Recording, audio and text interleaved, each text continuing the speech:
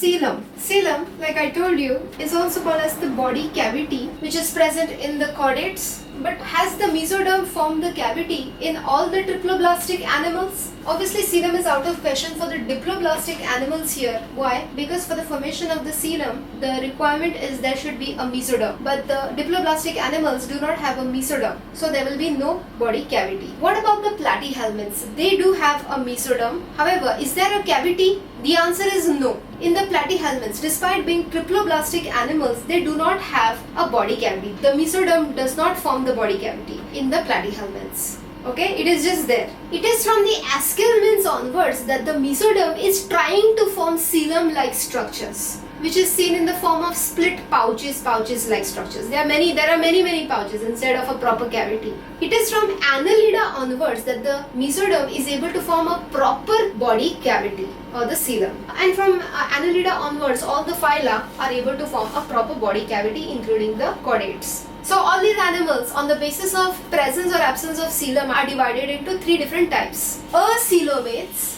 okay, pseudocoelomates in which the mesoderm is there in the form of pouches, and coelomates. Coelom is the body cavity. In Porifera, Cnidaria, Ctenophora and Platyhelminths there is no cavity, and these animals are called as acoelomates. Please note that Porifera, Cnidaria and Ctenophora are diploblastic acoelomates and Platyhelminths is triploblastic acoelomate. Next, in Aschelminths there will be such kind of scattered pouches lined by the mesoderm. Scattered pouches lined by mesoderm. The Aschelminths are said to be pseudocoelomates. From Annelida onwards, so this is the archenteron, this will be the endoderm, this will be the ectoderm, and the mesoderm will be present in the form of such kind of cavity, and the endoderm will form this cavity. This is called as the coelom, and the lining of the coelom, this particular lining, will be of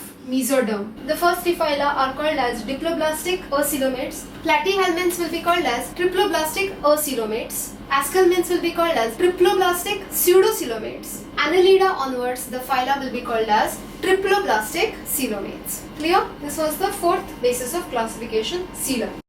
Mahadev के नाम पे subscribe कर दें।